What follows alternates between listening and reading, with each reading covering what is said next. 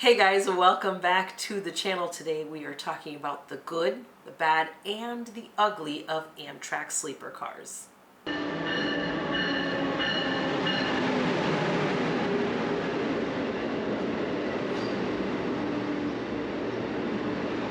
Alright, so you guys know we ride on Amtrak a lot, and we usually ride in the sleeper cars. We have experience with every single sleeper car room, so we want to share a little bit with you because everybody always asks you, show us what the good stuff is, and you can probably guess what we'll say for that, but what about the bad things? Talk about those things. So let's dig into the good, the bad, and the ugly today.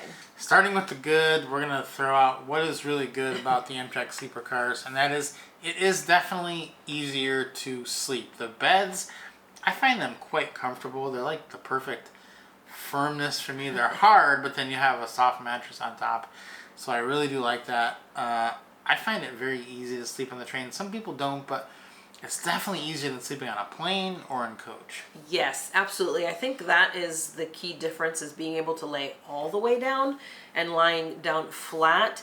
It really does make a huge difference. The other thing is the privacy of the room, that you can actually close the door. If you're riding in coach, there's no door. You're just out there with everybody else like you would be on an airplane. But it's really nice to have kind of, that door of privacy, be able to lay down completely and not have to worry about people coming and going.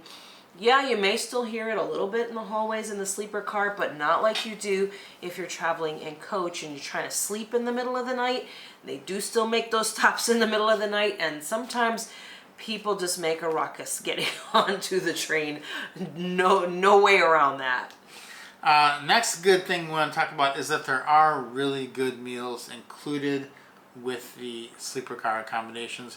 For the most part now, most of the sleeper cars you're getting the traditional dining. A few of them you still have flexible dining on, but most of the ones that go to the West Coast is traditional dining. Those meals are pretty amazing for a train. Like, think about how great it is. I love to get the steak. I love to get the cheeseburger at lunch. The desserts are really good. It's really just good meals.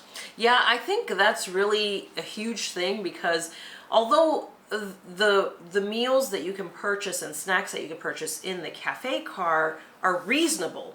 I mean, they could be higher, but they're pretty reasonable when you compare them to, say, like the food on an airplane. It's pretty reasonable, I think, what they're charging in the cafe car plus, but it gets pretty pricey if you're having to pay for those meals.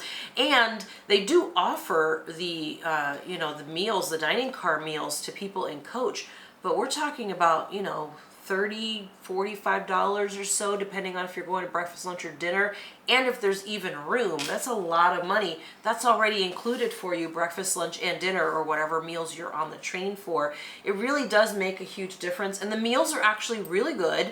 The food is made to order. If you're in the traditional dining, it's made to order. It's not just the microwave, type meals that you would get, like, say, on the flexible dining. It really is nice to get those made to order meals with your sleeper car. I also like that you can eat your meal in your room, or you can eat it in the dining car. Most train systems are not like that. They make you eat just in the dining car. Some days you may not feel like going to the dining car, and you may just want to eat your meal in your room, or you may have a mobility issue, and you're free to do that. And I love that about it. That's a really good thing. Yeah, and that does make a really big difference to have that option to do that, because I know we've been on the Canadian trains and you don't do that.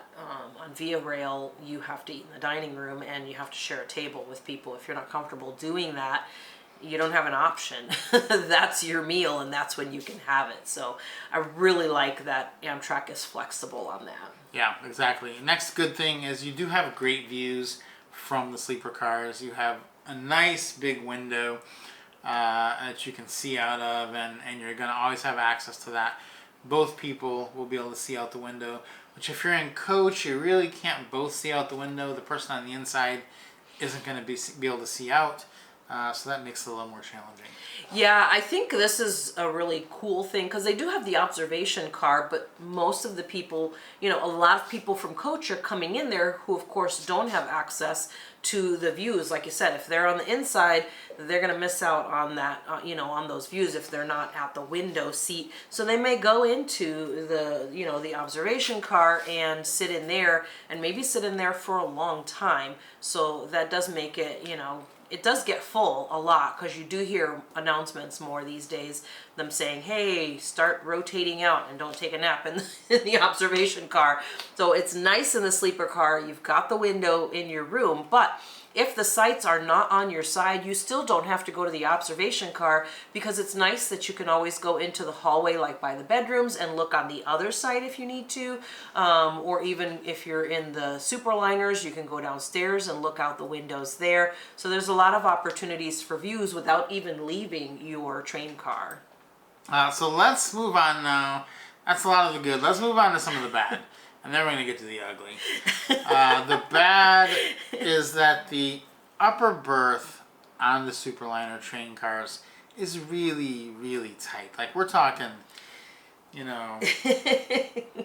tight.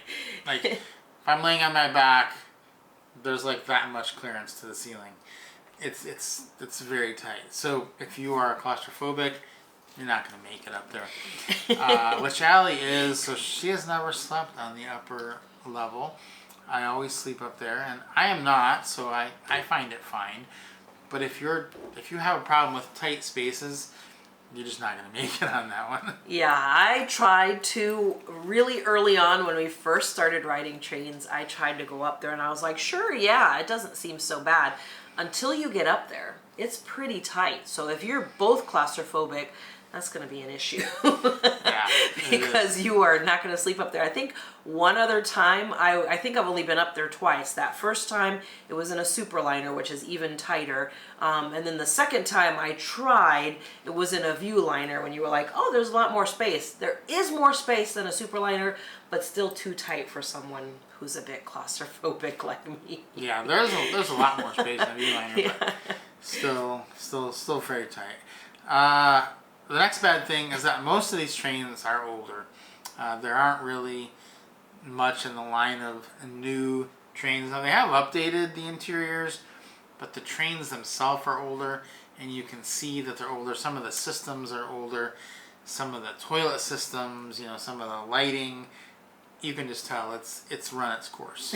Yeah, they've seen better days, and I wish they would speed up the process of updating the insides of all of them, because it is really hard if you're doing like a round trip and you ride up on one that's been updated on the inside and then you ride back on one that has not, and you're like, this is a real bummer. So it would be nice if they would kind of speed up that process and update all of them so that, you have that continuous level in any train that you're in. It would be really good. Another bad thing is that it has gotten more expensive and busier. And that's a product of their own success. I think, more people than ever are riding the train this year. And that's a good thing, but that has raised the price. That has made it much more crowded. It used to be the train was not very crowded and it was not very expensive. Now that was probably not very profitable, but it was a better experience. It was. It is harder. Like I said, you go into the observation car anymore and literally every single seat is taken, where as recent as 4 or 5 years ago, it was not like that at all, where you could go in the train and there would be some seats open in the observation car. Now it's like, well, no seats left in here, there's nowhere to sit and sit and enjoy the views, and then the conductors have to rotate people in and out of there, which makes it less fun really for everybody, especially if you're on the routes where you're on the train for the views. Like if you're doing the Coast Starlight or the California Zephyr, you're on the train probably for the views. There's a chance you're going to miss out on those, which is really a bummer. And it is really a big deal that those prices have gone up by quite a bit, which feels like the price should go down if the ridership is going up. But I guess I'm not the person in charge of making those decisions, or I would make that a little bit different. The next bad thing is that there are a lot of delays. And some of these are Amtrak's fault, some of these are not Amtrak's fault. Regardless, there's delays. It doesn't really matter whose fault it is when you're on the train. You're going to be late. I would say 80% of the time we're fairly late getting in.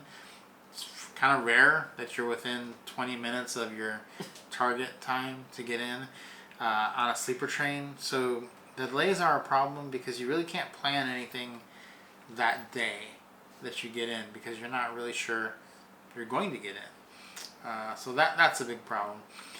But that's not the worst of it. The worst of it is going to be the ugly. Now we're going to talk about the ugly, and this is the worst of the problems.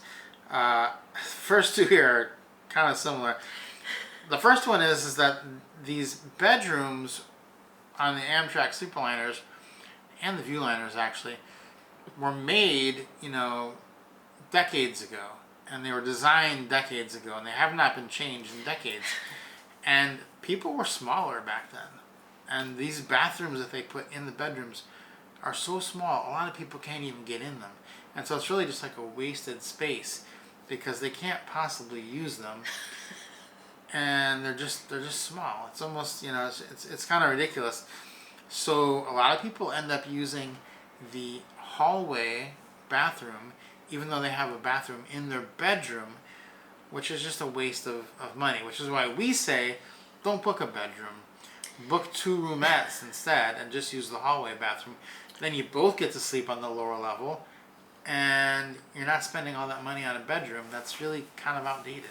Yeah, I think that's a big thing is that Amtrak does tout the bedrooms and they try to sell those. They're like, hey, you get a bathroom and a shower and everything right there in your room and more space. And honestly, there's not that much more space when you really look at it. And the only bonus is having the sink in there, really, because it's just in the room with you.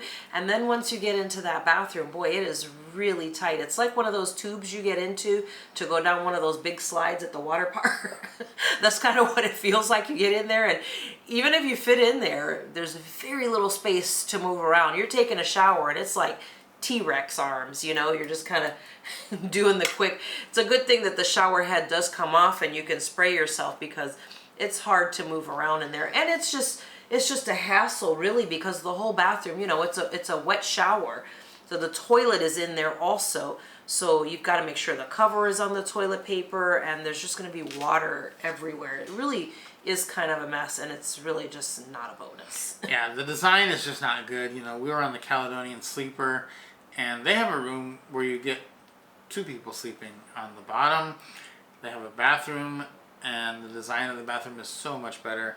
It's also a wet bathroom, but there's a cover that covers the whole toilet area like a bench, and that just makes so much more sense. So hopefully someday they'll update this and it won't be as bad as it is now. The next really ugly thing, this is a big point of contention for a lot of people. The Viewliner 1 trains, if you get a roomette, you still could end up with a toilet in your roomette. Which doesn't sound terrible, that sounds great, but like the roomette is so small that it is literally right next to the person sleeping on the lower level, and there's no bathrooms in the hallway. So if you are on the top and you come down in the middle of the night to go to the bathroom, you're going to be doing that literally inches. You may be touching the person sleeping on the lower level while you're going to the bathroom. It's going to be a tight situation. It is a tight situation. As a matter of fact, the toilet is literally only separated by this tiny thin wall, from the seat that you're sitting on. So the toilet, your seat, tiny thin wall right here between the 2 things. Not a high wall, just like a 1-inch No, wall. just a low wall. And then there's the other seat across from you. So it's extremely awkward. Even if you've been married for almost 30 years, it's extremely awkward. You still are going to leave the room, or you're not just going to sit there and watch somebody like your knees are touching. If somebody's sitting on the toilet, your knees are touching, so you're going to be really close. So just kind of keep that in mind, that's a really uncomfortable stressful situation to have those so close to each other like that. Yeah, and the other thing is, if it's the middle of the night and you're coming down to go to the bathroom, you know, the train is shaking. You're tired. It can go to chaos pretty quickly. Another ugly thing is just the maintenance issues on Amtrak.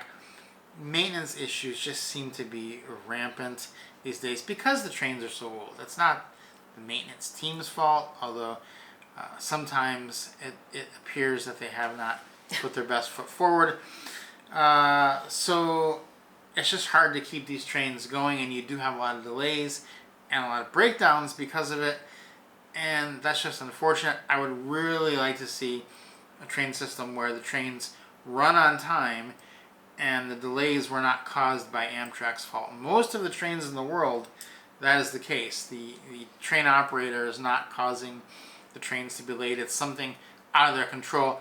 Amtrak's case, half the time it's because, well, one of the trains broke down. Exactly. I think it's incredibly frustrating because even for the staff, like on the trains, we've had, room attendants say, oh, you'll hear people complaining like, the air's not working in this train car. Can you make it colder? And they're like, no, we cannot. We have reported this issue multiple times and they have yet to fix it. And that's very frustrating when the train operator doesn't do their part and take care of those, maintenance issues. And those are repeated on many trains, like you said. It's repeated issues. You can't hear the announcements in some of the train cars. Okay, well, that's a little bit, of a problem when you're trying to get off the train and you're like, well, what stop is this? Where are we? Is it coming up? You don't know because you can't hear it because they haven't fixed it. I mean, those things add up really quickly, right? Yeah, that's really the worst of it. That's why this is the ugly section. So overall, we do love riding on Amtrak. We love riding in the sleeper cars, but it's not all just roses. There's some things you need to be aware of. There are some bad things. There are some ugly things. Hopefully, some of those can get sorted out here. But if not, they're good for you to be aware of. Yeah. So, guys, what do you think? Good, bad, ugly? What do you have to share? If we didn't share it, share those down below in the comment section. Guys, don't forget to subscribe to the channel. Give us a like, and hopefully we'll see you on the rails.